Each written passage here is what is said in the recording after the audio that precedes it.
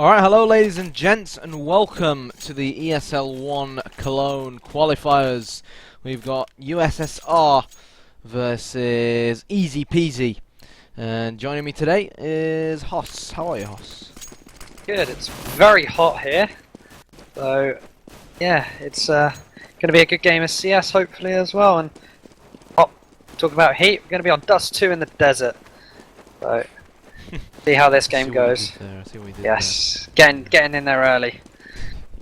It is the knife round, guys, and I think it was USSR who managed to take out Zyrex, who we were casting yesterday. I'm not quite sure. I don't know. No, it was EasyPeasy. It was EasyPeasy. That's it. I knew it was Easy one peasy. of the two. We were just talking about it 5 minutes ago as well. So it goes to show how good my memory is. But of course, some of these EasyPeasy players, they're not really new faces. King, Gore, Nino, Xerox, they were in the old. If I can just remember what they called themselves. They played in the Gfinity Pro League that I used to cast. What did they call themselves?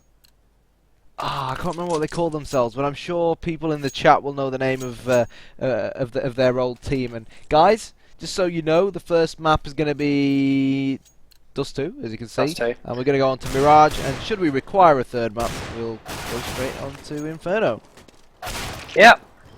I don't know whether we'll require a third map. USSR are quite a well-known team. They've competed on an EU level and in a few LAN events, I believe. Whereas the other team, EasyPeasy, as you said, been around a bit. They're not exactly new faces, but they're just maybe not as known.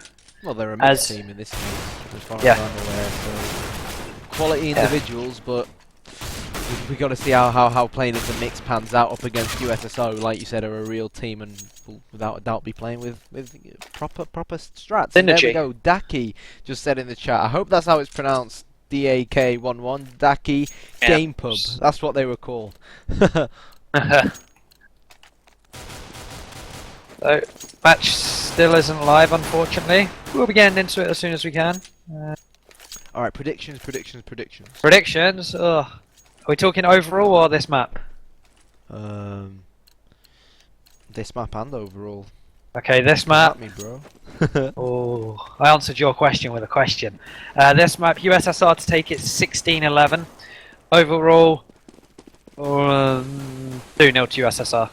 Alright, 2-0 to USSR, and well, Hoss thinks USSR are going to win, but unfortunately they've already suffered one death, and that player was Flamey. Went down in Sniper's Alley. So here we go. We've got Kibakin heading towards double doors. In fact, he's got Keep It Real and Latro behind him. And here we go. They are going to try and go mid to B. Remind me of the old Very Game strat. They've smoked out CT Spawn. Nino's been incredibly heavy tagged. Xerox knows they're coming for him, but he's expecting someone to pop out of tunnels. Expected correctly. He has the 5-7. He's not going to be able to get the kill. It's the double from Lamp before Latro goes down to Deki, leaving it at 3 versus 3. And this is still doable. It's a doable retake for the CTs, but they've got to speed it up. They have one player who's going to go through tunnels, and he's going to find himself sandwiched. He's got one to his left. He's got Keep It Real to his right. He's going to go down as expected, and Kibakin is going to get one easy kill. And now they've just got to try and deal with Popolada, who's going to get one. I don't think he's going to get another, if you ask me. They're playing it full calm collected, and there we go. Easy peasy for Team USSR, and not too shabby from them when you consider that they did go one man down early on in the game. In the round, sorry. Yeah. That B site is a lot harder to retake, and when you've got two players coming through doors, it just makes it that bit harder as well. The terrorist of USSR even thought that a second one couldn't come through doors. He turned away straight after he got the kill and looked at window, but he came back through doors, and it was just easy enough to 2 versus 1, wait him out, and USSR took the round because of it. And they now have guns this round as well, so they have the firepower on their backs. Could be taking this round pretty easy, and there we go, that's their first of the round. But Neno's going to come back and get that headshot with the 5-7, so it's 4 on 4. Doesn't want to push through and get the gun yet. It's a little bit too risky for him. He's making their way onto short. They've got the first headshot as they enter the site. They get a second there for Kabakan, and it's all down to Coca-Colada now. He's on long. He gets shot down to 1 HP. Whether he saves the deagle and the armor, more likely option here. And Xerox, he probably saved the CZ along with his teammate here. He doesn't have armor to save. He could maybe get an exit frag, but that may be it. Russian's going to be going down towards long, seeing if they can find either one of the counter-terrorists. But it's looking like a 2-0 here. Pretty comfortably, it has to be said, apart from the first frag that Nino got with a headshot in mid. Our prediction is standing strong right now.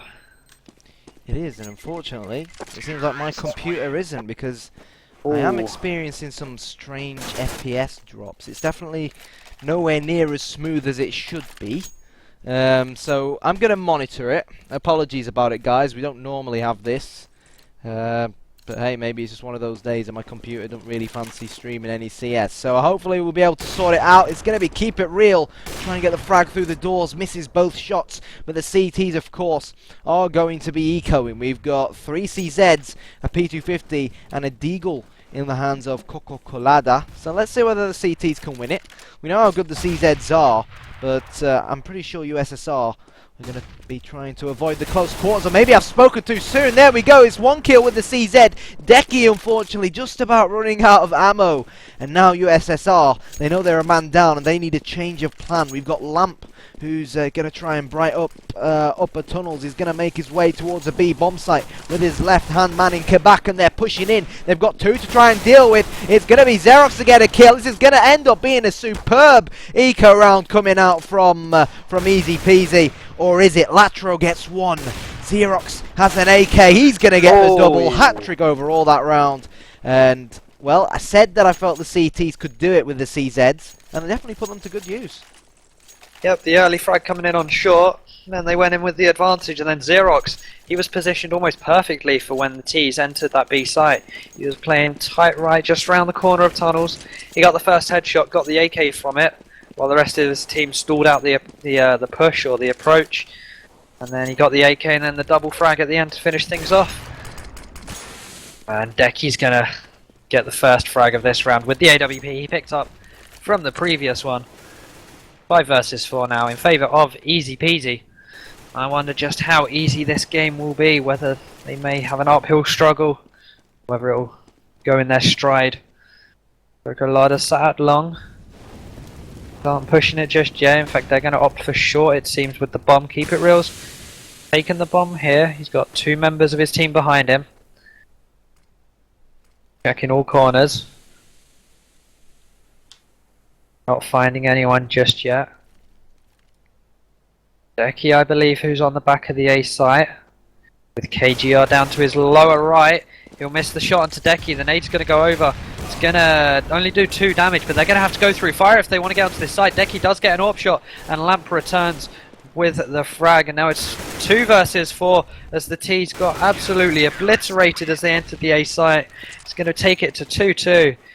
And that fire on A site meant that the T's went in on lower health than they should have. They'd already committed by the time that they could have made any other decision. So, EASYPEASY take the round. Yep, and just try reconnecting there, try and fix the FPS lag issues. Unfortunately to no avail, so apologies about it, guys. Normally I have over 200 FPS. Today doesn't seem like my computer wants to work, so we're not going to cut out of the game, we'll keep it in, because I know that you guys are eager to watch. So here we go, the Serbians have brought it back to 2-2. If other casters are getting lags, I don't know if it is because of the GoTV server, I'm not sure, but like I said, it's very strange, guys. But anyway, it's going to be Chocolate to get the headshot onto Lamp, trying to get another one, can't do it just yet. Latro, last man standing, well, as a lot of these CT to try and deal with, and I do think we're going to see a 3rd Serbian round in a row, and we are. 3-2 is the score on the Serbians, despite losing the pistol round, despite losing the 2nd round. Find themselves back in the lead. Well, not back in the lead, they never were in the lead, but they finally have a hold of the lead. Yeah, exactly. Taking it with both hands, we'll see if they can run away with it. Decky still has the AWP, he's had that for a while now. See if he can do anything this round. Smoke does go out, so double doors aren't going to be a problem for the CTs. Or either side, to be fair. As USSR do all have AKs, so they don't have any big green gun in hand. going to be Kabakan who will drop first with Deki. He pushed aggressive on short with the AWP. It's not the easiest to move around, but Flamey comes in long. He checks pit. He gets one, and Latro picks up the second there onto KGR with the help of Flamey. And now they're making their way to this A site. Deki, he'll miss the shot as he was in smoke. It's 3 versus 2 now. Nino and who's that? That's Xerox. Nino's going to get boosted up onto the site. It's going to catch Lamp out by surprise, but Nino will drop, so that was a 1-for-1 trade. And right now, Xerox, this is certainly doable, but he wasn't expecting Flamey to still be on long. He thought he may have pushed to the site. Flamey got the headshot onto him, and it's now all square again at 3-3. Yep, 3-3. CTs can still afford to buy, despite losing that round. And USSR, they are on the cheaper side, of course. They are the terrorists, and Hoss said that they hadn't bought up an AWP in a few rounds and keep it real now, deciding to buy up the AWP. But surprisingly, I don't think we've seen the terrorists once you know, deal even a little bit of damage through those metal doors onto any crossing CTs, and sometimes a little tag like that can end up being the difference. But anyways, here we go. It's going to be a nade out towards mid. Keep it real is all eyes on mid to try and see if the CTs are playing with an AWP. Let's see how they're actually playing out. We've got Chocolate at long, Deki on the A-bomb site, Kingor who's rotating from CT spawn, Nino hiding behind double doors, and Xerox who's playing in my favourite spot at the back of the B bomb site. But here we go, it's going to be AWPer against AWPer, and Deki wins the battle of the AWPers as another of the Russians picks up that AWP, and I think he might try his hand at trying to drop that CT, hiding at Graffiti as well. We're just going to have to wait and see, but the terrorists, they don't want to have anything to do with Deki. They're going to smoke out CT spawn and head up B ramp, and they're going to have 2 CT to try and deal with. One of them goes by the name of Nino. He's got a 1 frag. Do they know that Xerox is in there as well? Now they do. They nail him in the head. Kibakan getting on the score sheet as well, leaving it 3 versus 3. And well, the CTs, they're stuck with that big green AWP, and it's so difficult to retake the B bomb site with the AWP, but I've spoken too soon. They've given Deki control of tunnels, and now Kibakan's going to try and go aggro. It's not going to pay off for him. Flamey on 44 HP, dispose of Deki, and Deki had to be my man of the round there. Hat-trick from him. I think he did really well to push up through the narrow lower tunnels and get a kill with the AWP, and got the kill onto the last terrorist as well coming out of tunnels. Impressive round from him. Yep, and they take the lead once again here. 4-3 now is the score, and they've gone for that double AWP setup. Now that they've had some money in their hands, it's going to be Xerox who will pick up the second one here. The rest, they've got 2 AKs that they scavenged round before. It's USSR on an Eco. Have 1 CZ, 1 Deagle, and then the rest are P250s. They've made their way down long. They get smoked and flashed out a little bit, but that CZ at range is going to do damage and get the headshot onto Cocolada. The nade's coming in, stopping the approach just yet. He makes his way, Lamp gets his second with the CZ.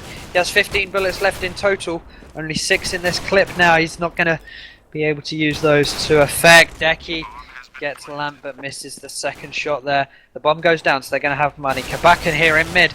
P250 is going to do work, and he gets himself an AWP, and this so far has been a great eco, an even better eco after Flamey gets his first kill of the round and an M4.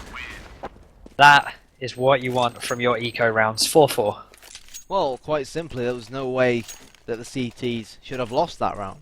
Yeah. 2 AWPs. Exactly, I'm still struggling to sort of acknowledge how they lost that round. I mean, granted, they lost the easy man at long, and then they lost another man on the A-bomb site, and yeah. I guess at the end of the day, USSR's smokes at crossover was what won them that round in a strange way, because it shouldn't have. But it stopped the AWP peeking. Exactly. CT. It stopped the AWP peeking crossover, and it also stopped any CTs wanting to rotate. And I think because they lost 2 men so early on, they sent someone round the back of long to try and check as to whether they were actually gonna have a change of heart and push round short, or even go towards a B bomb site. But well, USSR, they're floating in the cash at the moment, and the CTs, they've forced the buy. We have 3 M4s, a FAMAS, And Xerox has decided to play with only a 5-7, and in fact they're heading straight to Xerox. I think he's heard him in tunnels. They're all going to run out towards him. It's Xerox with the 5-7. He's going to get one. Can he get the second? No, he can't. And now Nino has a very tough job on his hands, but he's managed to get the bomb. The bomb's down exactly, Hoss, and he has it.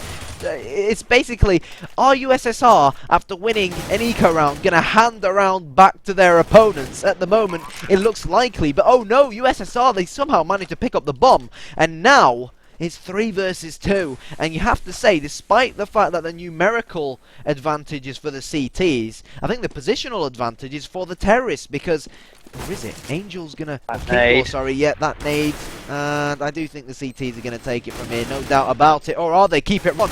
And yeah, he goes down. Thanks to Mr. Chocolate. Sweet kills from him, and it's gonna be 5-3, 5-4. Sorry, but is he gonna get that defuse? He will, but it's gonna be. Yeah, he will get the defuse. Dear me, but 2 really interesting rounds there. I think we saw USSR win the eco, and then we saw the CTs win the force buy. Yeah, and they had very little nades to work with. They retook the site really well, and the bomb drop early on in that round, admittedly they recovered it, the team of USSR, but it just slowed down. They had to take a few more seconds to recover the bomb and then get in a better position. And the CTs were able to rotate, gave them a little bit more time, they knew where the bomb was. USSR got the plant, but the CTs came in, retook the site and got the defuse. Going to be keep it real with the AWP. Flamey sat on short. Kabakan just round the corner. He's going to jump up onto box. Go short. And everyone but the bomb is towards this A side. Bomb's now made its way into mid. Lamp gets tagged down by 20 HP because of that nade. Is this going to be an A fake? The bomb is still in tunnels. Make his way up. In fact, he's having yet another change. And he's going to join the rest of his team here on short. He's going to throw the bomb across. Flash out towards mid. That's not going to hit anyone. Nino sat looking towards mid. No one's pushing through. That was a smoke that went out there. And now USSR, they're playing with time. 30 seconds left here. And here they go. The nade goes across. The flash is 2. Flamey gets tagged down to a half straight away. Kabakan gets dropped. Flamey dropped. Lamp goes down as well. And keep it real, we'll get one before he goes down, but that was a great defense there from the counter-terrorists. They were able to stop the push, and Team USSR had nowhere else to really go once they left it that late in the round. I was quite surprised by the lack of smokes, by the lack of flashes, by the lack of nades that came out from the terrorists, and I'm sorry, you can't just all push out a short 1 by 1 against the CT side who are playing with the Norp and a few rifles and expect to win the round on DDoS 2, despite it being a T-sided map. And talking about it being a T-sided map, USSR at this point are 2 rounds down, and with the fact that they're ecoing, you'd expect them to go 3 rounds down, unless they manage to work a bit of their magic like they did early on in the game. And Kingor manages to nade himself. It's going to be Chocolate to get the kill on to keep it real, but look who it is. It's Lamp who's managed to sneak round into the B bomb site. They know he's there. He's picked up a FAMAS, and they've pretty much handed Lamp 2 easy kills on a plate. And if Latro gets this kill, he'll pick up an M4, and maybe, just maybe, we'll see another eco round come out of USSR. It's not going to happen. It's 3 versus 2, but the terrorists might get the bomb down, because Kibakan, Mr. Ninja, is going to plant on the A bomb site, and Deki has no effing clue. But I think he will in a few seconds once he hears it go down. There we go. The nade's going to come out. It's not going to be enough to take him out. It's only dealt 3 points of health and damage to him. He gets the kill in the end, but hey, when you're ecoing, especially on the T aim side, is to get the bomb down. Exactly, and that's what USSR did. So I don't think they'll be too disappointed. But I don't think they'll be too disappointed with that round, but they'll definitely be disappointed with how the half has gone so far on a T-sided map. There's no way that they should be trailing this far behind. They have to win this round. It's crucial. Yep. And they got the bomb down, so they have money to play with. Everyone has full nades, more or less, except for Flamey, who's going to set off the smoke. Hopefully we see a few strats come out of the Russian team here. They can't push down tunnel straight away. Kabakan found out they were smoked off reasonably early. Mid smoked here as well. Keep it real, who has the AWP. Right now he's at the top of mid with the bomb. He's going to peek through, not find anything. towards the B side. Throws the bomb. He doesn't want anything to do with that. His teammate joins him up on short. They're going to be pushing towards catwalk here. It's going to be Decky with his AWP, who is going to be waiting patiently here. His crosshair is exactly where the T's heads will be. Push in, keep it real scoped in. It's going to be who sees who first. Keep it real wants nothing to do with it. Instead, he's going to go round towards mid. Short gets smoked off, and so does mid. Again, USSR leaving it late. Nino knows that Lamp's there. Missed his first few shots, but he'll pick up the kill and get himself an AK. And now, T's have 30 seconds to push down this long. Smoke goes out, that's going to smoke off crossover. There's going to be two of them coming out here. The fire towards the site, that may hinder them a little as they go towards the site. It's 3 versus 2 now. Chocolate and Nino are left versus Kabak and Keep It Real and Flamey. The AWP here on Keep It Real could be dangerous. He's sat down long. 2 versus 2 on the site as they start the approach. That nade came in to put Kabakan down to 15 health. Flamey's at the back on 78. Boxes are in the way. Flamey can't really peek just yet, and if Kabakan peeks, he'll get dropped straight away. Flamey spots out Chocolate. He'll get one. It's going to be Nino. He'll get dropped by Kabakan. Good defense there, and USSR really like leaving it late, and that time it paid off for them. Well, I think it was 4 versus 3 at one point where Team USSR were the team with the man down. We saw Flamey just push up long and get 2 kills with the AK-47, and he got that last kill as well. But one thing I want to hint on, and this is a bit nostalgic in comparison to 1.6 and Source, was that, and it's definitely something I miss, was that the boxes on the A bomb site in CS Source and 1.6 used to be bangable, in the sense that, for example, terrorists pushing up long would be able to shoot through the single box towards the right hand side. And I remember back before I hung up my mouse and keyboard, I used to get so many headshots through the box like that, and that was one of the reasons as to why DDoS 2 historically back then used to be such a T-sided map, because on the A bomb site, then someone down low. CSGO, there were so many less hiding spots for the CTs, or hiding spots in places where they weren't guaranteed to get wall banged, for example. So obviously one of the things Volvo have tried to do after the launch of CSGO, apparently I heard that they came out with a statement saying they want to try and make all maps 50-50, hence why we saw so many changes to the likes of Nuke and to the likes of Inferno. So yeah, that was just something I wanted to pick up on. And again, apologies about the FPS, guys. I've got no idea what's causing it. I really don't. We can try a cheeky reconnect to the server. And in fact, I tried that. The thing is, I don't want to quit the game and then relaunch it and then find that the teams have, started up again. Yeah. But we'll definitely try and fix it for the second map, because what I think caused it. For example, sometimes when you've got your game in windowed mode and you need to go on Skype for some reason, and then basically whenever you tab out, you get the FPS drop. Yeah. I did that, and then when I went back into the game, it sort of, even though I can move around in the game, a little. it's still the FPS drop is still there, which isn't really making much sense to me. In fact, you know what? I'm gonna try and restart the game, since these guys are taking While we're their in time. pause. Yeah, hopefully it will sort it out. Yeah, and this pause could positively affect both teams here, maybe. Because the counter-terrorists in EASYPEASY, they won a few rounds in a row. They got on the ball, and then they lost a few. So this pause for them, it's just about regrouping, getting their mindset, having a little break, and go into the next round strong. They may have money to buy up. If they do, it'll be pretty close. But if they do, then they can compete in the round. But for Team USSR, they've just won a round. A break isn't exactly the thing you want. It will stop your momentum. After a round win, you're all hyped. You're pumping, the adrenaline's going. You're making a comeback. But then it just gets stopped by a match pause, and it's like, ugh. I'm going to have to put up with this. There have been instances in the past, particularly at LAN events, where teams opt to go for strategic pauses. So, it's not uncommon, and I do seem to be capped at 90 FPS still.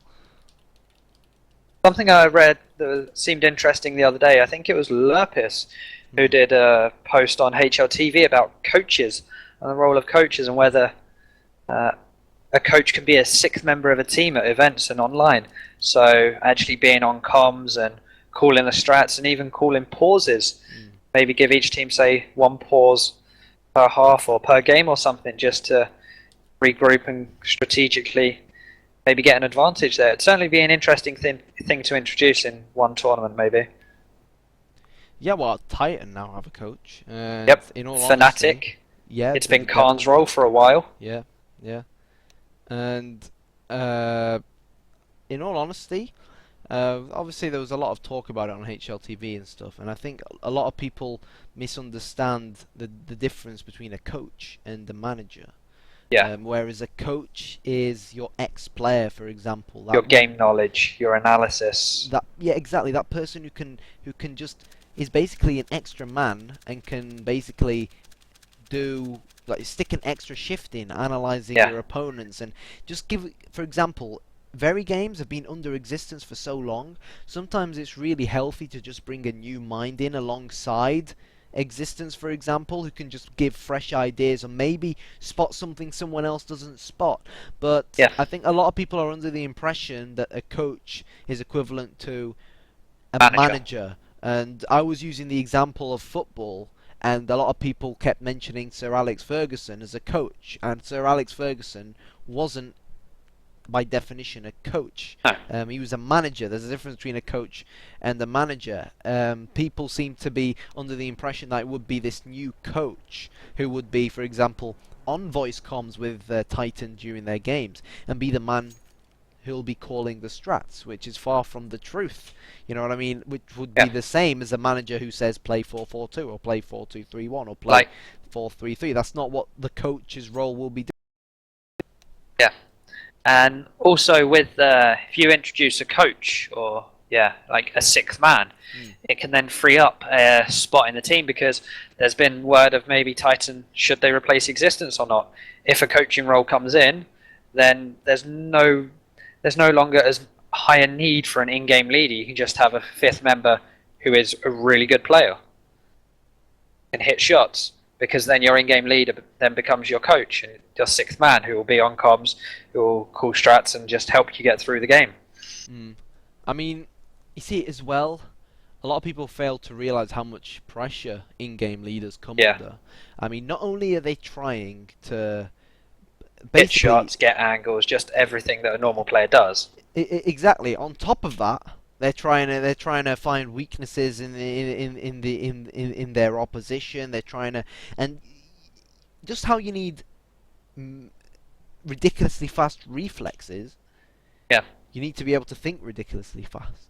You get yep, one pick somewhere, it's the call is all down to you as the in-game leader as to whether to push it, as to whether you fake it, as to whether you're even gonna even consider capitalizing on it in the first place.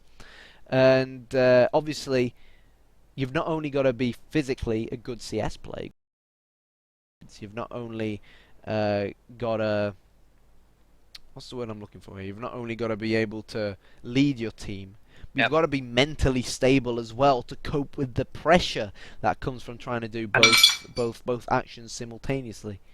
yep, and even after training so long each day, may not be as got to be a lot more mentally fit if you do both roles, like an in-game leader and player, because Mm, you're playing for 8 hours a day. Maybe towards the end of that, your brain it's not functioning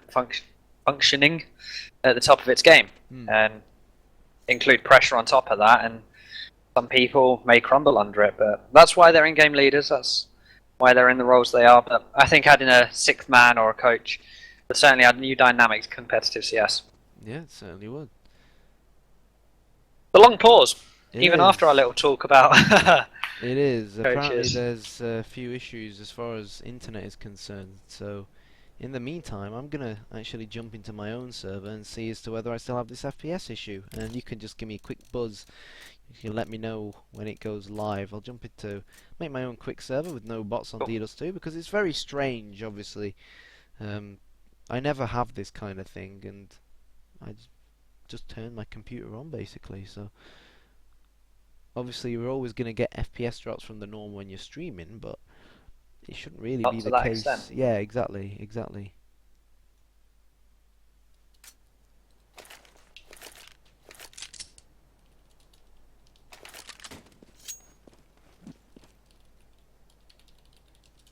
So, Well, I'm pleased to say I have over 250, well, 240 FPS playing on my own server. Now I've got around 300, so I think it's safe to say it may have been something to do with the actual GoTV. GoTV that was causing. Because someone mentioned it could have been the GoTV that other casters were getting Yeah, lag issues as well. But then I thought to myself, hang on a second, why would that be affecting my FPS? You know what I mean? yeah. Even during this pause time, I'm pretty sure I'm not capping my FPS, but I'm only getting about 60, 70. So, Well, that could be it could be from the server. It might be yeah, for some reason. Yeah, there we go. I've joined the server again, and mine seems to be capped at around 80, 70 as well. Just so basically, when I'm on my own server, I stand in T-spawn with over 200 FPS, and now I'm spectating Keep It Real in the exact same position and stuck on around 90 FPS. So yeah. there's definitely something wrong with the GoTV relay. Maybe it's capping FPS or something along those lines. I never heard of a GoTV relay that caps FPS, but hey ho, It'd be weird. yeah, who knows with Volvo. um, Yeah, they are taking their time, aren't they? Anyways, I'll guys, let just, us know in the chat. Who do you guys think's gonna win? Obviously, I noticed a lot of Brates, a lot of Serbians in the chat. yep. I don't think I threw my prediction out there, did I? No, you never did. Never did. Right. So my prediction. I mean, you Slightly said. cheating if you were to do it now. Uh, Go for it. I said you said 16-11 on 16, this map. yeah, to And USSR, yeah, and and USSR 2-0 overall. exactly. So I think I'm gonna say. Oh god, this is tough because it's very evenly sided, but because I have a lot of Serbian friends who I've met through Counter-Strike, my brates as I call them, I'm going to put my neck on the line and say a 16-13 win to Easy Peasy. Okay, and overall? And overall, I'm going to say 2-1. I genuinely feel that this could go to a third map, and the reason as to why I think that is because this is DDoS 2. We've got Easy Peasy who are playing as a mix as far as I'm aware. DDoS 2 is a mixed team with quality players. If you have a bit of luck on your side and you come up against your opponent who isn't in very good form, then you can just scrape out the win, which I think the Serbians will do at 16-13. But Mirage, as we've seen, Hoss, is a very team-orientated map. Yes. And USSR, they play in Star Series and so forth. I really can't see them not having practiced Mirage to a sufficient level. So I think because they're the team, they'll end up winning Mirage. And obviously, assuming the Serbians win Dust too, which I think they will, that'll take us to Inferno. And Inferno, Could go either way. exactly, it could go either way. Like in older versions of the game, it really used to come down to who would win the knife round and start on the CT side.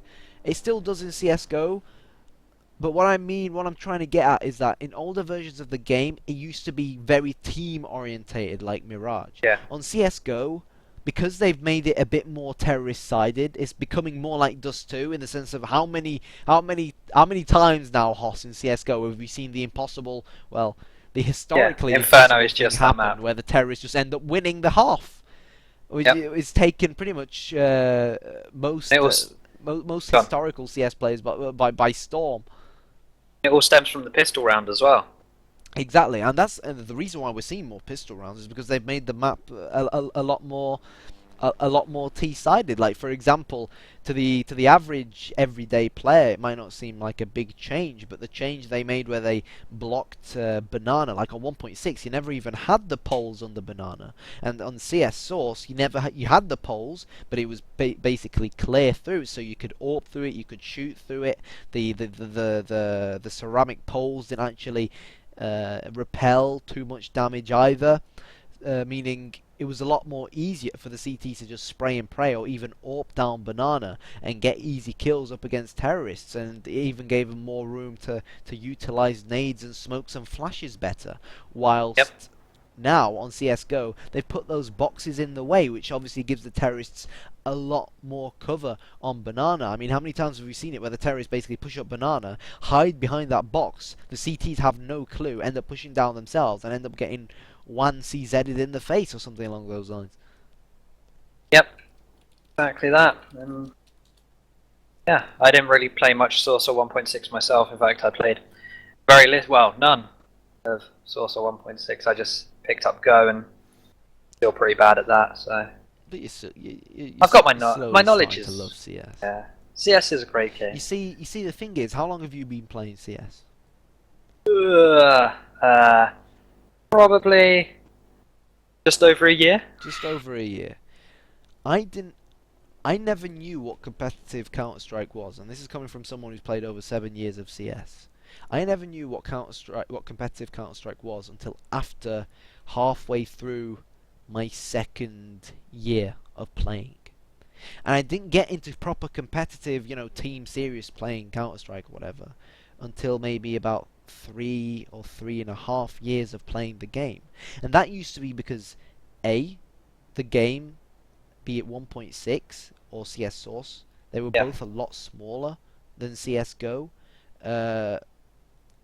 At that time, we're talking about 2008, 2009, 2010. COD had the market. Yeah, it was COD 4. Yeah, PC gaming as well wasn't really the norm. I think as we grow and grow, as we advance in the shitty life in which we live, we're seeing PC gaming just increase and increase. And I think you know me, I don't like MOBAs, I don't like League of Legends, I don't like Dota, I don't like those types of games. Yeah. But I'll always put my hands up to them and say that they played a massive part in people getting into competitive esports and PC gaming in general a lot more. Because, for example, when I first went to university 2 years ago, as well, probably being a computer scientist helped that many people played computer games. But we basically all sat down and said, right guys, we need to play a game together. What game is it going to be? And basically we all agreed, let's play League of Legends together because it's free. Yep. We all have PCs and it's easy to play, and most importantly it's free, and everyone has a computer, and even if you have some sort of poor laptop, that can probably still run League of Legends. I don't know about Dota, but League of Legends. And as soon as the person starts learning about competitive esports, dare I say competitive esports, we all love playing games. And at the same time, we all love playing football, and we all instinctively, as humans, always want to win. Or at least in my opinion, I think humans are born with the instinctive need to win, to get one over someone else, to feel that they're the best, survival of the fittest.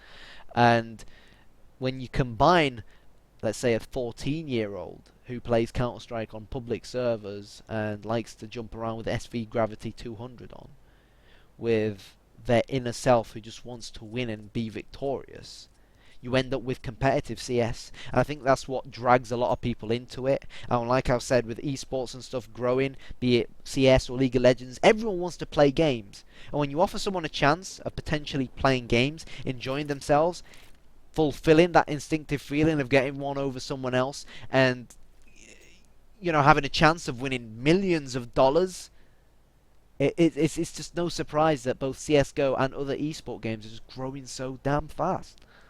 Yeah, so I started playing League back in February 2011, I think, and they had their Season 1 finals at Summer DreamHack. Okay. And it wasn't big.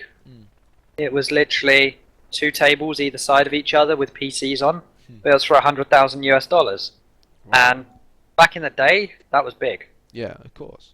And then it just grew from that, and then I started watching things like IEMs. Of course, it's like, oh, there's Counter-Strike on, let's watch that. There's StarCraft on, watch that, because there's no League game on right now. And then, yeah. That's the thing, though. Like, I remember as a kid, 12, 13, 14 years old. Yeah. It was so difficult to even know about these competitive tournaments. And I'm not even kidding you. like I went 3 or 4 years of whatever it was, 3.5 years of playing CS without even knowing how to go onto IRC and get a competitive game. I used Yeah. to sit on public servers and play Office and Assault. You know what I mean? And one thing which I think is, played a massive part in the growth of CS:GO as well, is the fact that, matchmaking has its ups and has its downs, and betting has its ups and has its downs. But a lot of players just play public. But Yeah. when you tell them you can bet their skins, and you tell them, hey, you can win more skins, then before they know it, they're watching a competitive game of CS. Back when I first started playing CS, there was no such thing as a bloody stream. You know what I'm saying? And what was the first point I made? Damn, I forgot. I've lost myself now. About not being able to find where to yeah, watch. Or... yeah. Like now they have matchmaking. Like any random noob can buy the game, press play game, and end up playing in a 5 versus 5 matchmaking game. And get the rush that a competitive player has while they're on stage. Not just that, they learn the competitive aspect of the game. I had no idea Counter-Strike was played competitively 5 versus 5 with XYZ rules after 3.5 years of playing it, because there was no one to teach me. It just wasn't a big thing. You know what I mean? It was difficult. It just came across to most people at that time as, hey, it's a game. You hop onto a public server, you have a few friends. It's a game. You know what I mean? And credit where it's due to Valve and the other developers as well, Riot Games or whatever, because as much as, for example, I have a hatred towards Valve and a hatred towards Dota and League of Legends, I can't help but salute them that they've played and admit that they've played a huge, massive part in the growth of esports recently, and it just keeps growing. And it makes me wish I could go back a few years before, when I still had time to just come home from school and do nothing but play games and be able to enjoy the beautiful larger world of esports in which we live today, because it's so much bigger and there's so many more nice people out there. When back in the day, you used to be 20-year-olds who used to just rage at each other, or at least the UK scene did. That's how the UK scene used to be. Even though it's not still that big in the UK, just going to LANs is still one of the best things that you can do. My first LAN was I-49. Well, my first LAN was Epic 11, but I casted that, so it wasn't a proper LAN for me. Yeah. But then later on in that summer, it was I-49 for League. It was like the first time I'd met my teammates, the first time I'd actually met people that I've spoken to online. It was just social, and then you get people, mainly Counter-Strike players, who just give it that LAN feel by shouting and just getting hyped in the LAN halls. It gives it that really good feel. I don't know, it's weird to explain. It's just the LAN atmosphere. You're right, but the thing that upsets me about that kind of thing is that I remember talking to someone, I think he was around 14, 15, 16 years old, and he was telling me that he wasn't too sure about going to LAN because obviously, let's be honest, we all know about the good old "I'll fight you at LAN" or yes, see you at LAN, mate. Exactly, and the reality is nothing ever happens. It's just banter. But unfortunately, there's especially a few in a game like cases, Counter-Strike, it can seem intimidating to younger people. Yeah. Also, just quickly, we do have an update on what's happened with the 5th player. Let me just check Skype. From what I'm told, one player from EASYPEASY lost power for storming their city. So there's a power cut. Oh, it's a shame to hear there's more. Which is a little bit awkward. But in game, they're saying he should be back online at any moment. Also, Hellraisers beat Titan in SLTV just now, 16-11 I think it was, on Inferno. Yeah, and there's you just indirectly rubbing it into me. Easy skins, easy life, mate. Oh, Titan are...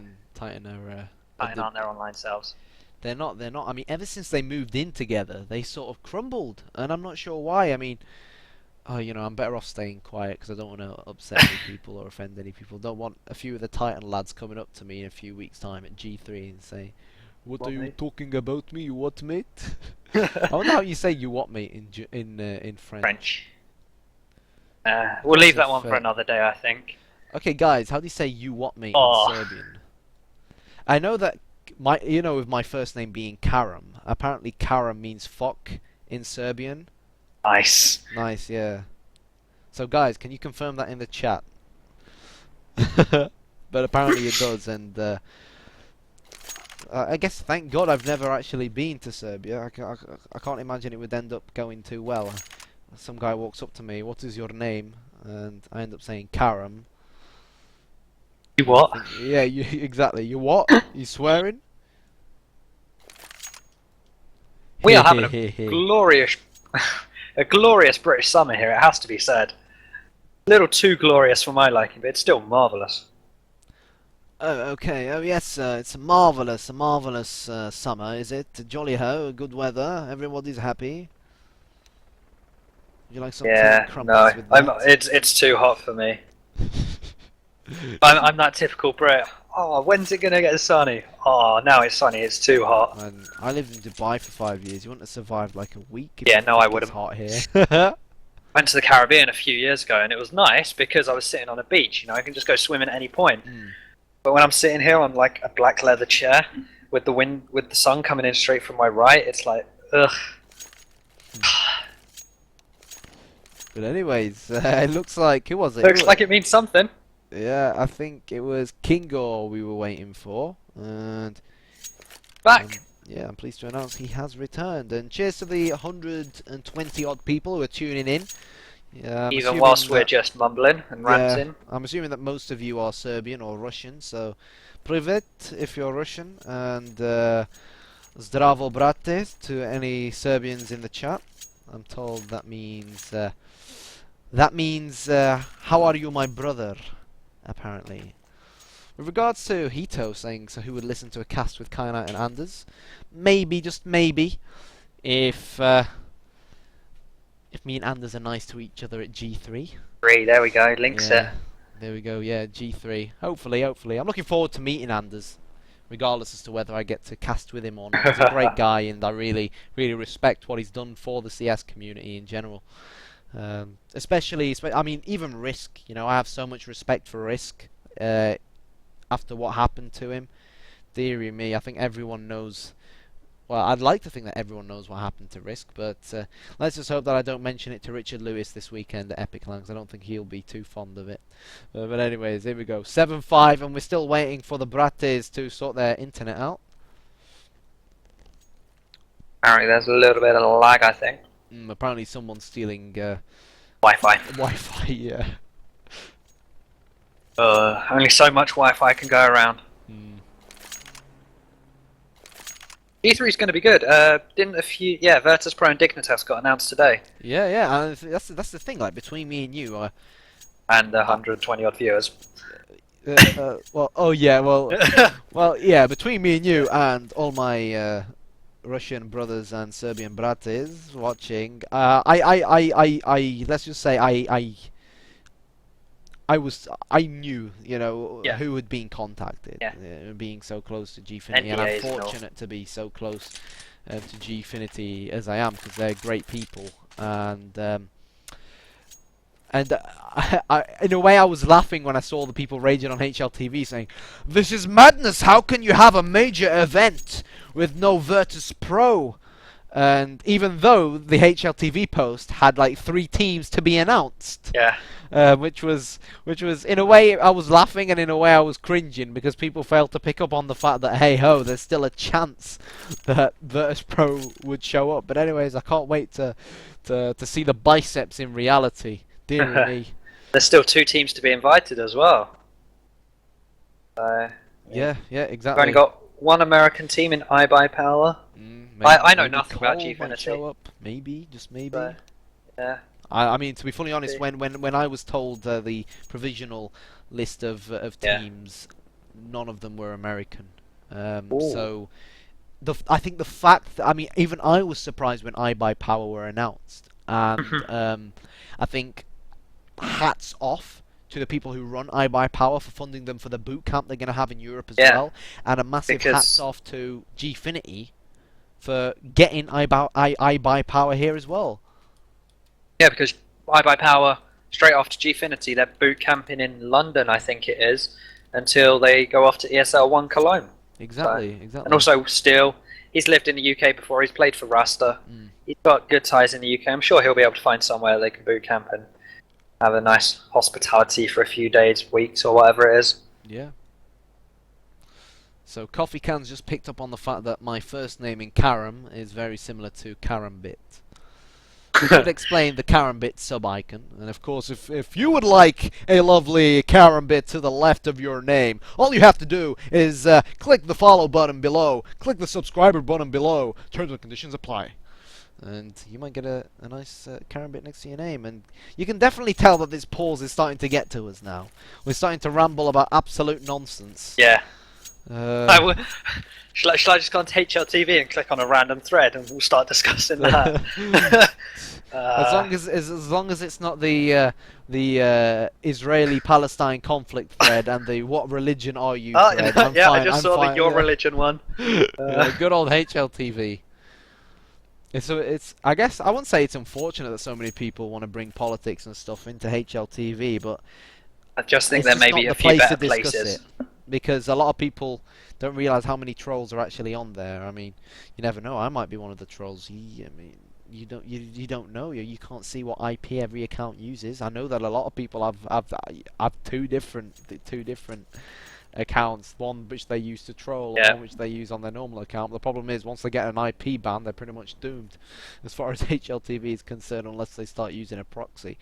But anyways, we're starting to talk about proxies. How about we talk about Dijkstra's algorithm and more networking routing rubbish? How Come on. about no? How about no? No. You know what? You did A-level maths. Let's talk about Oh, A-level Jesus. maths. Dear me. Go on. Oh God. Don't get me started. I mean, I don't get it because I got an A at GCSE and I was really close to As getting did an A I. star. And I then, should have got an A star, but things happened in my school which kind of like hit everyone in my class pretty hard. And then yeah. fair enough. But I mean, the jump up to A-level maths was Oh. ridiculous. Oh, it was horrible. Like, It was like C1 and C2. They were okay. I failed those first time round and convinced my teacher to let me retake them in second year and still do the second year. I then passed my first year, the second attempt, and 3 and C4. We don't talk about those. I'm pretty sure I got Yeah. some. I'm pretty sure I got 10% on one of them. It was horrible. wow. I mean, I remember Stats 1, where I got 64% in my first year. And the thing is, I passed my first year. I got a D overall at A-level AS maths, but I Yeah. decided to resit AS maths in my second year because I was already doing. I was gonna do A2 computing, A2 IT, and I did A2 Arabic as well. Except Ooh. A2 Arabic I did at home. I didn't do it at college. Yeah. And for me to get funding from the government, because apparently those are the rules or whatever, I had to be doing at least 3 subjects at university. So it was either critical thinking again, or to pick another subject and do an AS in that. So I thought, hold on a second, why don't I just resit maths? You know what I mean? Yeah. And to be fully honest, I didn't really give a shit coming towards the end of the second year because I improved my grades.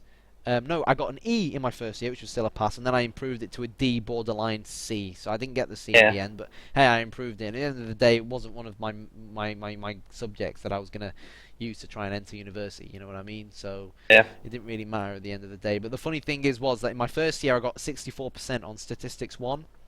Yeah. And then I resat it during my second year, where I obviously resat the year for maths, and I got the exact same thing. And I was telling because I only wanted to C, and I was telling my teacher, I was telling her, I don't want to resit statistics, just let me do C1 in the corner of the class by myself. I've already been taught it, I just need to do loads of past papers and get my head around it. And she was like, no, you need to resit S1, you can do better than a C. And then when the result came around, she came up to me, she's like, oh, well done, you got a C, da da da da da. And I was like, yeah. And she was like, so what mark did you get exactly? Let me have a look. 64. And I was like, yeah. And she was like, are you happy with that? And I was like, not really. And she was like, why not? And I was like, because I got the same fucking thing last year. You know what I mean? And then she was like, what, you got a C last year? And I was like, yes, I got C and 64. I haven't gone up a mark nor down a mark. I've reached my like Optimum. Exactly, I felt like I reached the maximum that maximum brain capacity or something along those lines, and then I did C1 and I did I think it was C2 as well, and you know I scraped through them. To be fully honest, C2 I just gave up on. C1 I improved on, but uh, yeah, who cares? I don't care about A-level maths because hey, when I went to uni, the truth about university is they teach a lot of stuff from scratch. Yeah. You do a lot at university, but they assume that no one has any previous knowledge. So I got taught a lot of maths in my first year at university, and to be fully honest, I did a lot better, quite simply, at university maths than I did at A-level maths, which is a bit Yeah. ironic, but you know. And I'm pretty sure people are starting to get tired and sick and tired of us babbling on about A levels. So I don't know about you, but should we just go to and cut out to some music? Because I've got La no idea musica. why we've actually Yeah, been why we sat haven't here already. talking so long. In fact, uh, now USSR who have lost a player. Yeah, exactly. Did you not realise? No. It's a bit cringeworthy, isn't it? Let's see how many viewers we've got. Let's have Still sitting on about 120. oh, we. Yeah. That's nice. That's nice. Yeah, it is. Yeah, it's very nice, as Borat would say. And yeah, I think we're gonna cut out to a little bit of a music break, guys, because as it stands, I don't think we're gonna be starting anytime soon. So my name's been Kainite, alongside me has been Hoss, and we'll see you guys in a few minutes' time.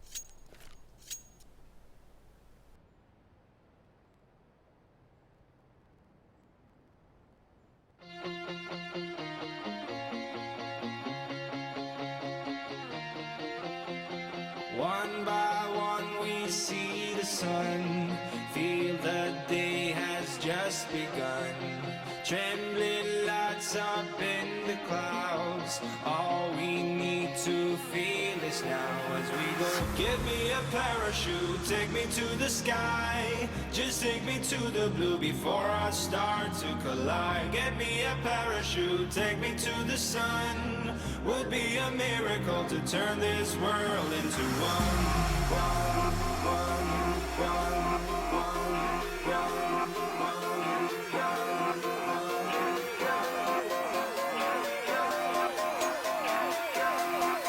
Give me a parachute.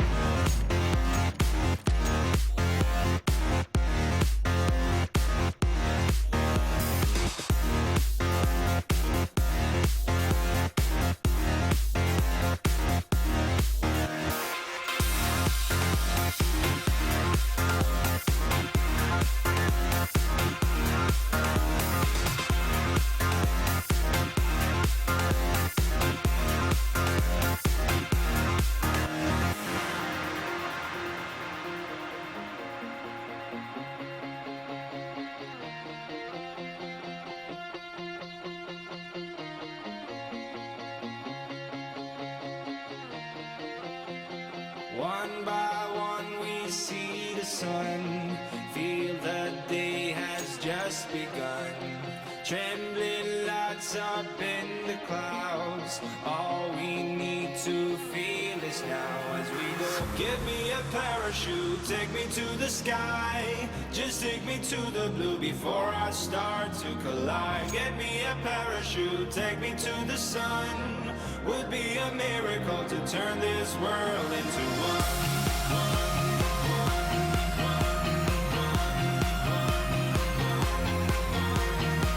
Give me a parachute, take me to the sky, just take me to the blue before I start to collide. Get me a parachute, take me to the sun, would be a miracle to turn this world into one.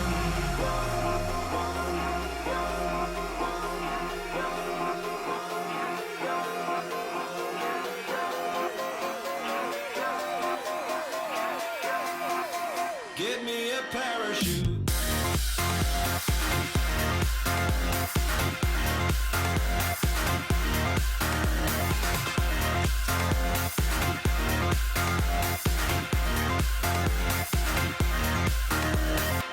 Give me a parachute, take me to the sky, just take me to the blue before I start to collide. Get me a parachute, take me to the sun, would be a miracle to turn this world into one.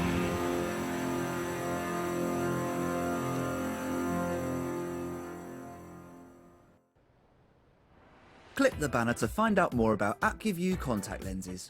I love going to gigs, but sometimes when I'm a bit hot from dance. Hallelujah! Oh wait, no. Okay, so the second someone joins Team USSR, he disconnects again.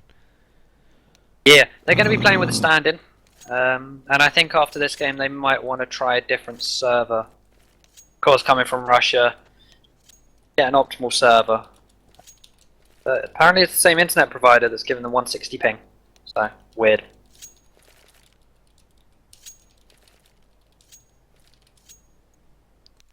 Yeah, I mean, if they do switch to another server, they'll probably be so busy focusing on finishing their game that they'll probably forget to give the GoTV IP of the new server to the admins, and that would basically mean that we will have wasted around 50 minutes to an hour of our time waiting for these to finish DDoS 2, and we never actually end up seeing DDoS 2.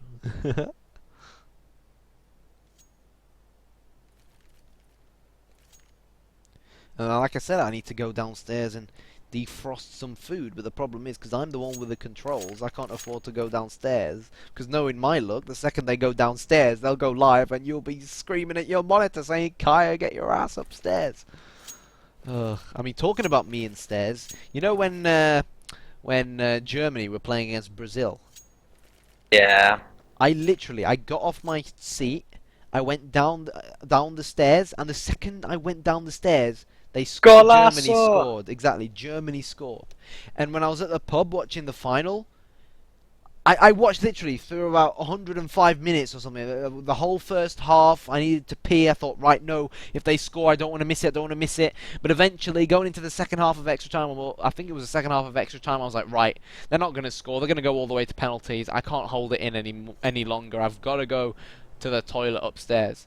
I'm not even joking. The second I put my foot on the stairs, everyone just started screaming, and I was like, oh, for God's sake, I've missed another goal.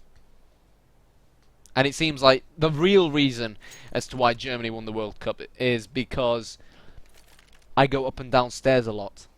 That is the most sensical conclusion which I have made. Nothing else seems to make sense to me. I don't know what you think, but there must be some sort of connection between myself, stairs, and Die Mannschaft. That's the thing about the Germans, though, isn't it? Like they horrify at the start of the match. The second is dun dun dun dun dun dun. You just know shit's about to go down. You don't have that with the Brits. You just get like tons of. He's going, God save our gracious Queen. See, they're not intimidating I'm pretty sure, at like, all. Gerard still doesn't know the lyrics. Just nods with his head, like something. like slightly moves his lips around. I think I know what I'm saying. I'm not too entirely sure. I loved how Klinsmann was singing the American national anthem. That was a proper class act from him. Oh, say, can you sir? I wonder what the Serbian national anthem is like. I'm not going to YouTube. Right, I guess I'm gonna have to do it then. No, I'm just. Yeah.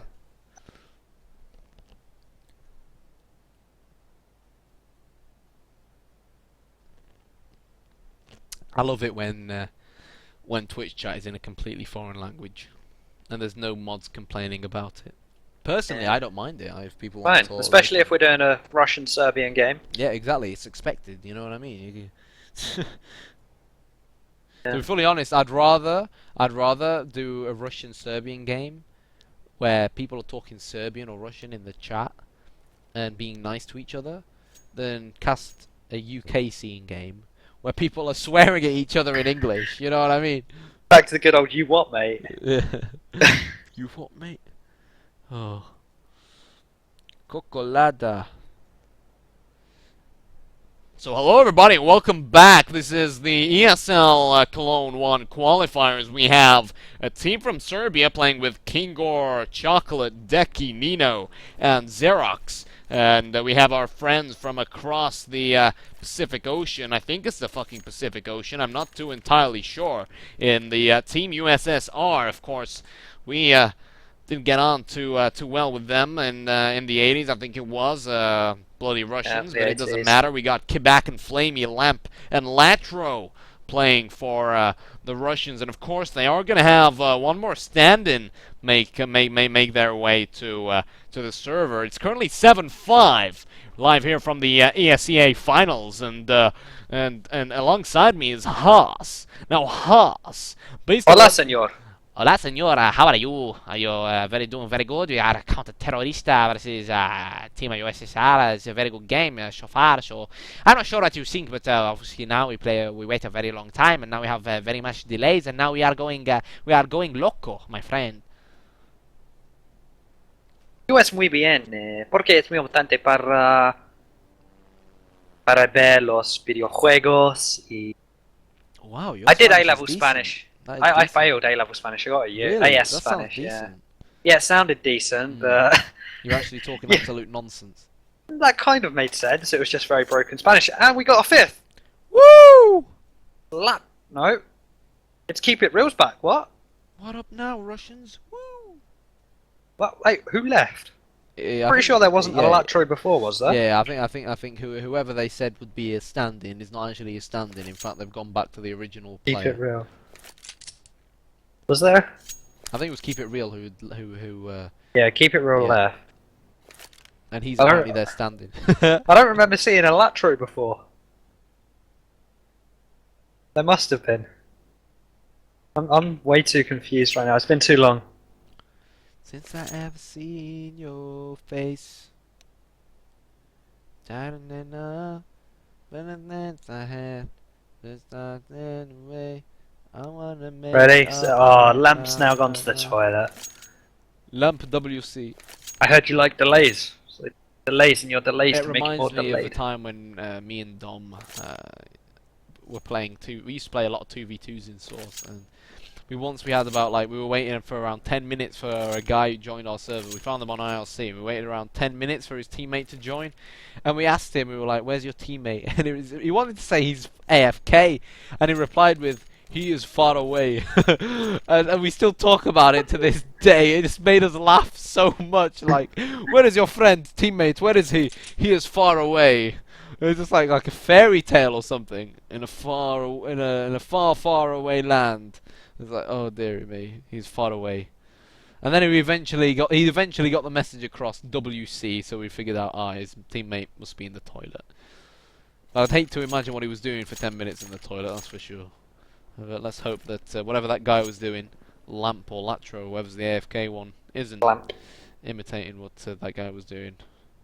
I just want to say quickly that all of those people on CSGO Lounge who are getting their skins back, can they just move to the side? I want mine back. I want a very nice CSGO case key. Nice. I don't think I have a case that for. to me, Uh, so I can open it for you. I have a case, you give me the key. We'll open it, whatever we get, we split 50-50. Do we have a deal, Hoss? only if I get the That barrel awkward of the silence. red line up. I want the barrel. The barrel? Yeah, I want the front half. Well, you know, he said yeah, so he cut literally cut the gun in half. Yeah, it's I'll stick it on the end of a USB or something. Yeah, and a stat track 5.7 cami. Not like anyone has any spare 5.7 camis. Well, I mean, stuff like that is, what you put back into betting, you Yep. know what I mean? Yeah. It was a risky bet, I'm not going to lie. I mean, Hellraiser's Titan. Ugh. I always find it difficult to go against Titan, because you just don't know which Titan shows up on the day. And I Yeah, love so do how, I, but Hellraisers are on form right now. I love how Dispathy is asking for English in the chat, and El Serbian goes, "Dude, it's impossible to make these people talk in English." El Serbian, she's a girl. And the wild mod icon appears. It's fine, guys. Honestly, Dispathy, we don't mind if they talk Serbian in chat. Like we said earlier on, we'd rather people be nice to each other and talk in a completely different language in chat than have people talking English and swearing at each other. So we don't mind. Everyone's our brates. Everyone's happy. Oh, I just remembered a bit more Serbian. Go on. No, because it might offend people. It's like the case with any language. Oh, I just remembered a bit. Yeah, I probably can't Keep say it real that. has gone. Oh yeah! Lol. Decky coming in with the nice ellipsis there. I guess this is bad. He is here. He is in TS. There he is. He's back. Hallelujah. Go! Flamey says go! Let's go! Hype! Dun dun da da da da dun da da da da da. You know We what? get some. Go on. I'm gonna spam easy peasy lemon squeezy in the chat because. Oh, I was the going to say, team- can we ask for some do-do-do-do-dos? No, there's no do do No? do do. We only have do do do do when there's actually do do do do do. So whilst I spam easy peasy in the chat, you can do the honors and cast this round. Talking about do-do-do quickly before this round starts. You know you've been invited to a good party when you put Sandstorm on like the iPod, and no one turns it off. Good party. Nice. I'm now getting FPS. Yeah, I it think I do seems. believe this is a server. It Yeah, has to this be. is horrible. I'm down to like 50. It is horrible, I know, but let's just see it. It's almost I can imagine the server just overheating and smoke coming out of it for some odd reason. But we're back to a 5 versus 5 counter-terrorists. We have Team Easy Peasy. They are 3 Serbians, a Bosnia and Herzegovinian, I think that's how you say it, and a Macedonian. And USSR, they are 5 Russians. They are the Russian team, the more experienced team, the more well-known team on the T side. But right now, they're trailing by 2 rounds. Seeing if they can close this gap down. Mid here, 4 players. The 5th is in tunnels. Flash goes over towards mid. Going to be Kabakan, Latro. 2 other members to push the mid to B. They've smoked off CT. They get tagged as they make their way, and here comes the pincer maneuver. 3 are coming from CT, 2 from tunnels. The 1 tunnels player is going to get taken down. They'll trade 1 for 1 there. 1 from CT got taken down on his rotate. Now it's 3 versus 3 to defend this B site. Smoke goes out. That's going to be door off limits. It's going to be Kinga, who's going to be coming from window, probably. Keep it real gets 1 with the AWP, so it's 2 members left for Easy Peasy. Look at the map, where are they? Coladas down bottom of mid. Kinga's in tunnels. Keep it real gets 1. Now all on Cocolada, he's going to save his M4 it looks like. They're going to chase after him. I don't think they're going to find him because he's going to go down long. Team USSR take the round, 7-6 now. And this break seems to have worked for them. Yeah, and Coffeecan asking in chat as to whether I'm cheering for Easy Peasy, and to be fully honest, my prediction was that Easy Peasy would win this map, whilst Hoss's prediction was that USSR would win this map. So I guess it's safe to say that yeah, I'm cheering for the Brates, for the Serbians, and Hoss is cheering for the Russians. So I'm sure Sergei Lavrov would be very happy with your decision, brother Hoss. But anyways, here we go. We've got Xerox on top of tunnels. Kibakan making his way towards lower tunnels. They've smoked out mid, but fortunately the CTs aren't playing anyone in mid themselves. Cocolada or Chocolate has still got the M4 that he saved from the last round, whilst the rest of them are of course on pistols because they lost the previous round, meaning they don't have too much money. They need to save up, and they have to eco. But here we go. It's going to be Kibakan to be the first man to infiltrate this A bomb site. They're pushing straight down towards ramp. No one's going to be there though, but Kibakan might spot a few. I think he just missed the head of Chocolate, who, good thinking from Chocolate. He actually gave his weapon away to Decky. So good thinking from Chocolate. He's going to run away for his life now, but even though he only has 4 HP, you can't rule him out just yet. It's Decky who's challenging at long. Latro's going to drop Cocolada or Chocolate at long, and I can't see the terrorists throwing this one away. They've got the weapons. Decky, I think, is still got his heart set on saving that M4, and I can't blame him for wanting to save the M4. But hello, Zero Biceps is going to come from behind. He's going to get the CZ kill. He'll pick up an AK-47. And even though Kingor's going to go down, Decky's going to save an M4, Xerox is going to save an AK, and not too bad. Are they going to get lamb for the CTs? Oh no, Decky! Decky really should have helped his teammate there. He really should. Yeah, he should have peeked a little sooner. Yeah. Oh well, they lost the round either way. 7-7. That gun would have been a lot more helpful if it were in this round, however. Last round of the half. Keep It Real has the AWP, see if he can do work with it. While the rest of his team are full up on nades. They each have a full set with AKs as their primary weapons. Going to be Keep It Real who will go to the top of mid and try and get a pick towards the bottom. Not finding anything. While two counter-terrorists, they push through into doors, they don't see anything either. Said before the huge break, USSR, they like to play for time and Keep It Real. Spotted Nino's arm there, and an arm is enough to get a frag with the AWP. USSR have the rest of this round so far with a man advantage. They're going to push up short. Flamey will be the first to peek here, it seems. Rogalada's on the side, he's jumping around. That flashbang gonna go over. No kills just yet as they start to move towards the site, but Flamey gets headshot to Decky. Kibakan comes in with headshot to Chocolate, and Latro drops, but Kibakan will get the return frag. The Kinger, and it's all down to Xerox and his biceps. Whether they're as big as Pasha's or not. See, as he is now 1 versus 4. Gone short, there we go. He'll get dropped. 8-7 USSR for the entire half, I believe, except for after the pistol round, for about a few rounds. They pulled it back, they win the half 8-7, and now they play on CT side.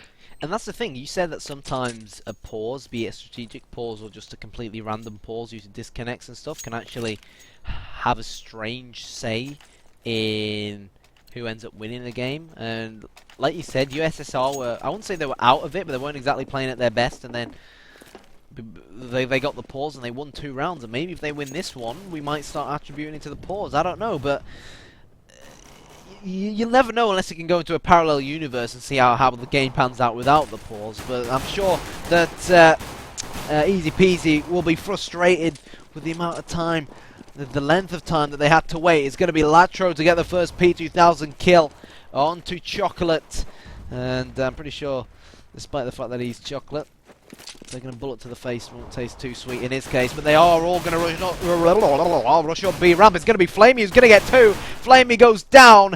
Decky says, I'm going to put my foot down on this B bomb site and I'm going to plant the bomb. But in fact, he's heading towards tunnels. Does he not know he has the bomb, or has he expected that the CTs will have most likely rotated? He's going to run into 2 CTs pushing up lowers, and now he's lost the bomb.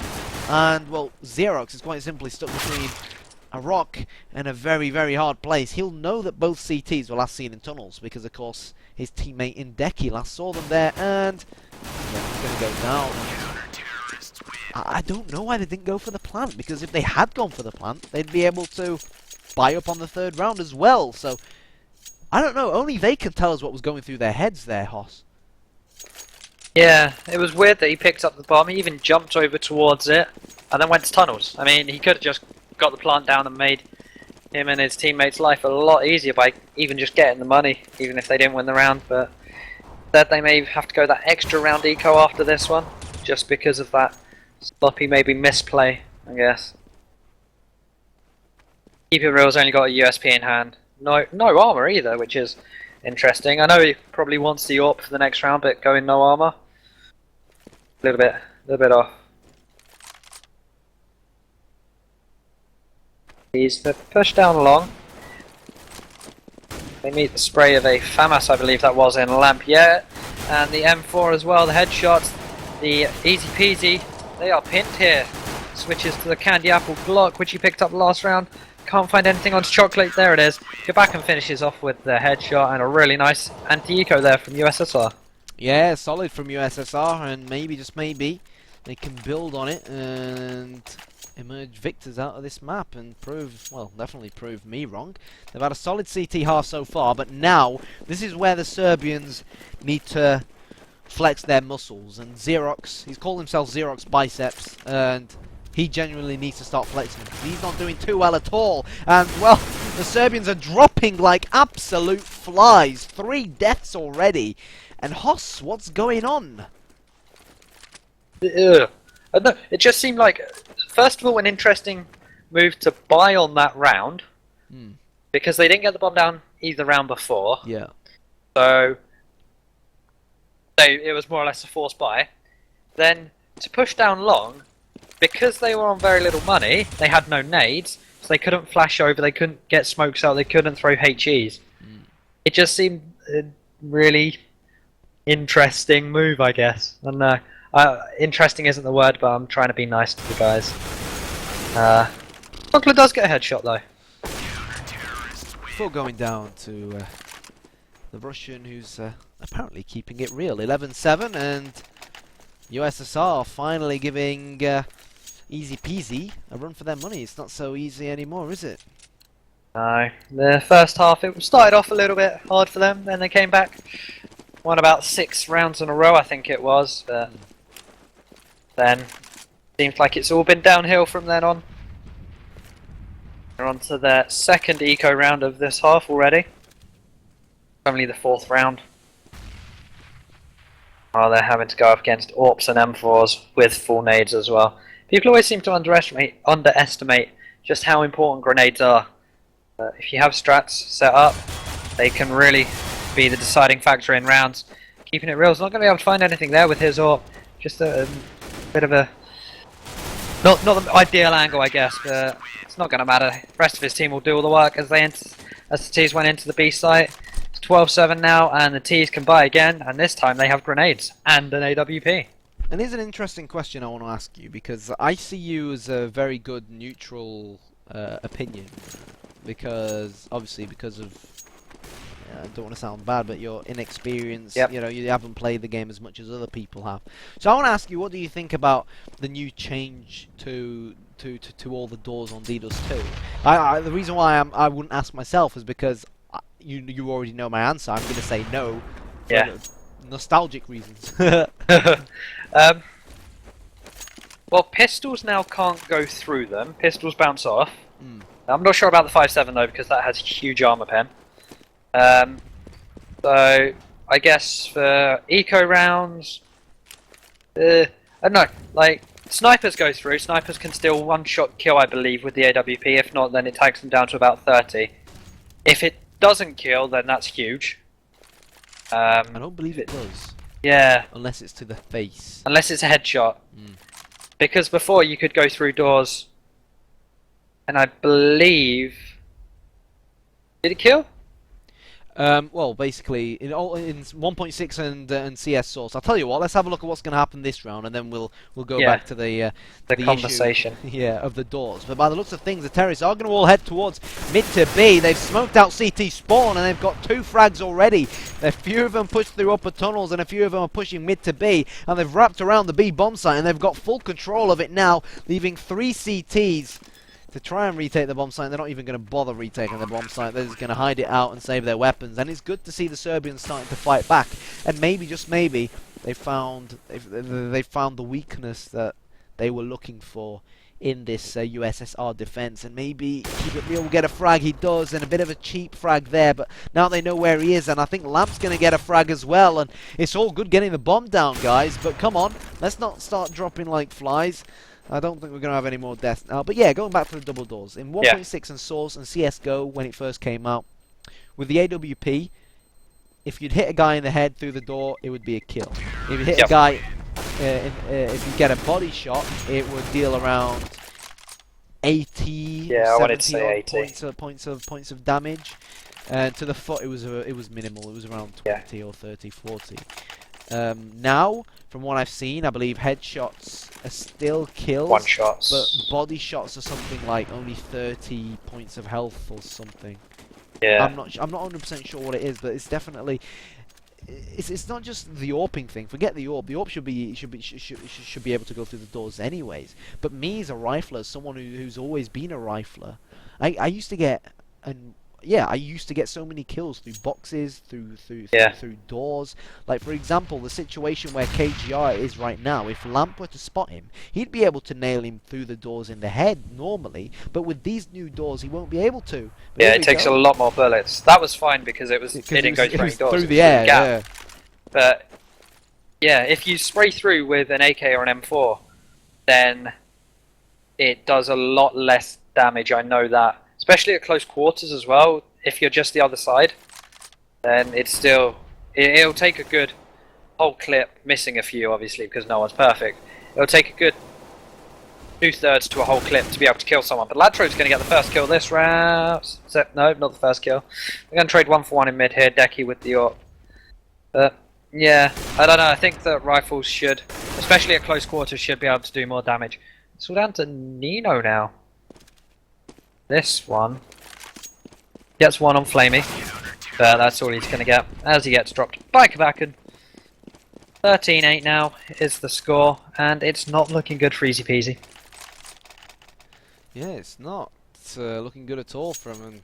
Unfortunately, not starting to stand up to what they initially called themselves. But hey ho, guys, it's a best of 3. They've still got time to redeem themselves, but I don't know whether they'll be able to do it on Mirage.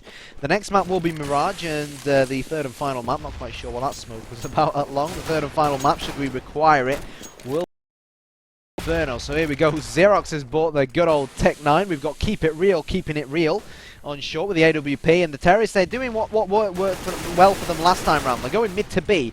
Flamey's managed to get a kill. He's thrown the flash in towards tunnel to prevent anyone rushing from there. He gets 2 kills before going down, leaving it 4 versus 2, leaving Chocolate last man standing, and well, he's not standing anymore. 14-8, and it's far too easy for USSR, and you see, the thing is, I don't think it's been USSR who have been overly good as counter-terrorists. I honestly think Keep It Real have had a very, very poor terrorist side. And again, we're not quite, well, I'm not quite sure whether to attribute the ridiculously long pause we had to it. Yeah, they don't seem to, their T side doesn't seem to be as strong as their CT side. Or maybe USSR have just got their game a little, but they haven't done anything amazing. They've just played pretty standard. To keep it real with the AWP, he's been looking short, he's been looking long, more or less been covering that A site all by himself. And I think, honestly, this kind of stems from when, I think it was Nino or Decky who picked up the bomb in B and then went into tunnels for some reason when they were 2v3. Yeah, you're right. Like, if he just planted it and got money, and then the force buy the 2 rounds later, because if he planted it, they wouldn't have needed to force buy. They would have had a nice comfortable buy. They might have even won the round, but even the force buy, that was something in their decision making wasn't exactly on point there.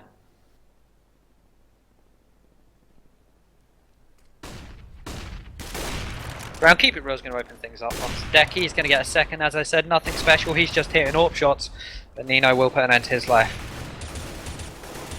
Back and gets the headshot onto Nino, and the map changed. Wow. Well, I can understand that the players are in a rush, Yeah. you know what I mean? But at the same time, it would have been nice if they had followed up with the rules of waiting for a few minutes. So guys, I guess we're just going to assume from that... USSR won. Yeah, that USSR won, because the only possibility that they didn't win would be for the GoTV to have around a 10-minute odd delay. So, Hoss, I've got to go and make food. But go for it. Message me on Skype as soon as we're about to go live, and I will come rushing upstairs. And in the meantime, guys, remember to follow the channel. Follow myself on Twitter. It's at Kyanite with a 1 instead of an I. Follow Hoss on Twitter as well. It's at Hossalot. And we'll leave you guys with a bit of music, and hopefully we'll be back shortly with the second map.